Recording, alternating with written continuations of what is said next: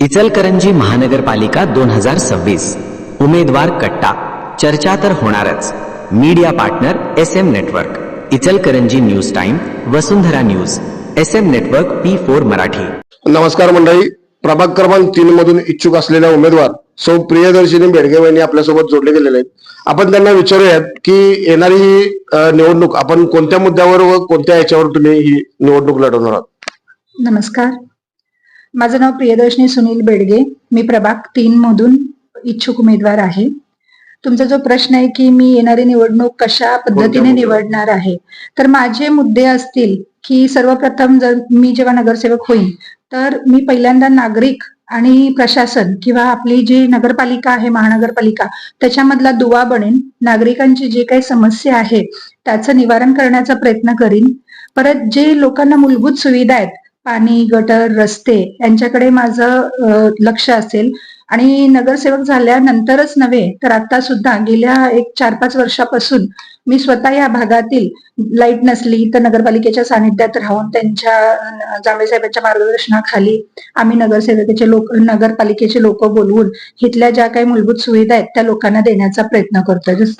सामान्य कुटुंबातून आलेल्या आपण आणि या प्रभागातील एक जांभळे गटाच्या कट्टर कार्यकर्ता म्हणून आपल्याकडे बघितलं जातंय. जांभळे साहेबांचा या प्रभागावरती कामाच्या धडाक्यातून आपल्याला काही या प्रभागात फायदा होईल काय? नक्कीच फायदा होईल, कारण माझा जन्म झाला हातकणंगल्यामध्ये. मी तिथे शिक्षण घेतलं, 12वी पर्यंत शिक्षण झालं. त्याच्यानंतर मी बाहेर इंजिनिअरिंगसाठी बाहेर गेले. लग्नही तिकडच्या तिकडच झालं. त्यामुळे जवळजवळ मी इचलकरंजीमध्ये आलेलं वर्ष आहे ते 2016. 2016 पासून मी इथे एक उद्योजिका म्हणून काम करते. आणि जवळजवळ मला शैक्षणिक चांगला माझा अनुभव असल्यामुळे मी MTech कम्प्युटर आहे, PhD रजिस्टर्ड आहे कम्प्युटर्स मध्ये. त्यामुळे टेक्निकल गोष्टींच्या बाबतीत जर म्हणायला गेला तर मी सरस ठरेन असं मला वाटतंय. आणि त्याच्या व्यतिरिक्त जेव्हा मी इथे इचलकरंजीमध्ये 2016ला आले, त्याच्यानंतर माझा काही हेतू नव्हता राजकारणात यायचा. मला समाजकारणाची फार आवड आहे. माझे आई वडील दोघेही शिक्षक असल्यामुळे त्यांनी जी सेवा जनतेला दिली आहे त्या माध्यमातून मी प्राध्यापक म्हणून पण काम केलेलं आहे. इचलकरंजी आल्यावरती उद्योजिका म्हणून पण काम केलेलं आहे. आणि सामाजिक कार्यात आवड असल्यामुळे मी नारी शक्ती फाउंडेशन हे स्थापन केलं. त्या नारी शक्ती फाउंडेशनच्या माध्यमातून मी बऱ्याच महिलांना सक्षमीकरण, सबलीकरण ह्याचे धडे दिलेत. आम्ही बऱ्याच ठिकाणी असे व्याख्याने ठेवतो की जेणेकरून नारी शक्तीचा आत्मविश्वास वाढावा, त्यांच्यामध्ये बळ यावं. आणि आम्ही अशा गोष्टी करतो ज्याच्यातून मी महिलांना रोजगारही देते. म्हणजे असं काही उद्योगधंदा काढलाय आणि रोजगार देते असं नाही. छोट्या छोट्या गोष्टी असतात त्याच्यातून मी महिलांना रोजगार देण्याचा प्रयत्न करते.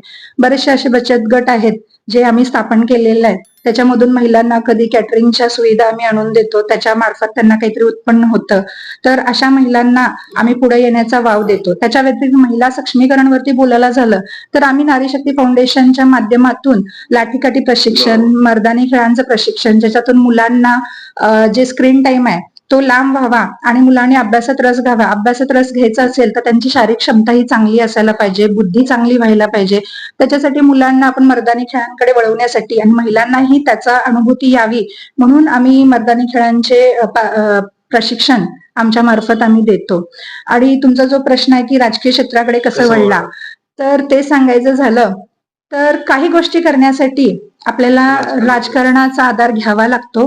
कारण बघा, मी समाजकार्य करत असताना मी पदरचे पैसे घालून बऱ्याचदा मी या समाजासाठी काम केलेलं आहे. ते मला आता प्रत्येक वाक्यात सांगण्याची काही मला आता एवढी गरज वाटत नाही, कारण की मी त्या समाजासाठी केलेलं आहे. पण जेव्हा मला मोठं काम काहीतरी करायचं असेल तर मला त्याला फंड अवेलेबल करावे लागतील.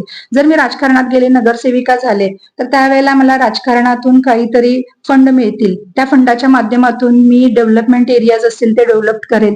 काही लोक डेव्हलपमेंट एरियाकडे बघताना कमिशन बेसिस वरती बघतात, पण आम्ही जे आहे, जे शिक्षणातून आलेलो आहे, संस्कारातून आलेलो आहे, ते आम्हाला असं वाटतंय की बाबा जनतेला 90% तरी त्याचा फायदा व्हावा.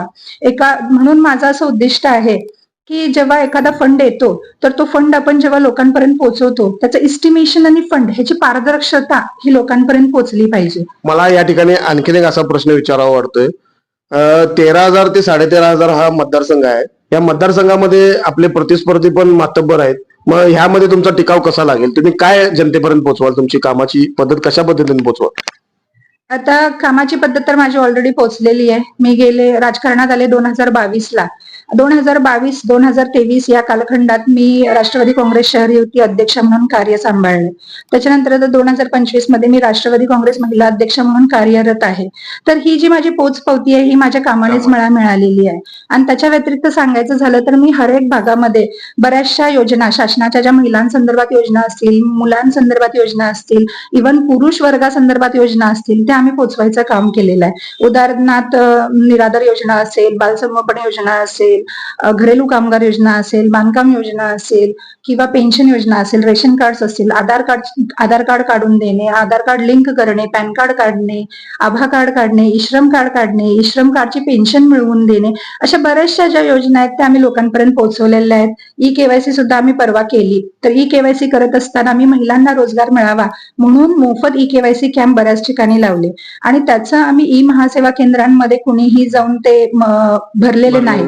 तर मी माझ्या ज्या महिला आहेत त्या महिलांना आम्ही शिकवलं की बाबा कसं भरायचंय, ई-केवायसी कशी करायची आहे आणि त्यांना मी स्वतः रोजगार दिलेला आहे, स्वतः त्यांना पैसे दिले आणि ते फॉर्म भरून घेतलेले आहेत. या ठिकाणी आणखीन एक असा प्रश्न विचारावा वाटतो, ही इलेक्शन धनशक्ती विरुद्ध जनशक्ती होईल असं वाटतं का तुम्हाला? नेहमीच हेच असतं, धनशक्ती विरुद्ध जनशक्ती.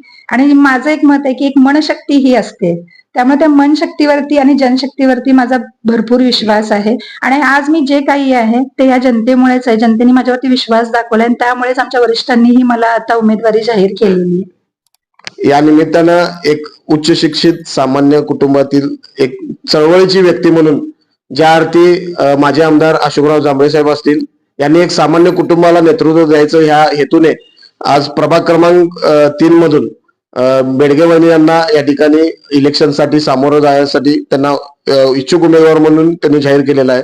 मी या ठिकाणी आणखीन एक प्रश्न छोटासा विचारतो. आपली 3 मुद्दे असे कोणते असतील की तुम्ही या प्रभागासाठी आवर्जून कराल? सर्वप्रथम महिला सक्षमीकरण, सबलीकरण, महिलांना आणि मुलांना रोजगार मिळवून देणे, त्याच्यासाठी मी प्रयत्नशील राहीन. भागाचा विकास करणे, मग तो रस्त्यांबद्दल असेल, लाईट बद्दल असेल, आपलं गटरींबद्दल असेल, स्वच्छता असेल, आरोग्य असेल, हा जो विकास आहे हा तर आम्हाला करायला भागच आहे. आम्ही नगरसेवक म्हणून, कारण आम्ही जनतेचे सेवक आहे. नगरसेवक म्हणजे असं नाही की खुर्चीवर जाऊन बसलो आणि रामराम ठोकलं, असं नाहीये. आपण जनतेच्या सेवेसाठी हे पद घेतोय ह्याची मला मनापासून जाणीव आहे. त्यामुळे जे काही असेल ते जनतेसाठी असेल आणि त्यातून जनतेचा लाभच होईल. आपण या ठिकाणी बघितलं असाल, आता आपल्यासोबत जोडल्या होत्या प्रभाग क्रमांक 3 मधून इच्छुक उमेदवार प्रियदर्शनी बेडगे वहिनी. आम्ही त्यांना या ठिकाणी त्यांच्या पुढील वाटचालीसाठी शुभेच्छा देतो आणि इथे थांबतो. धन्यवाद.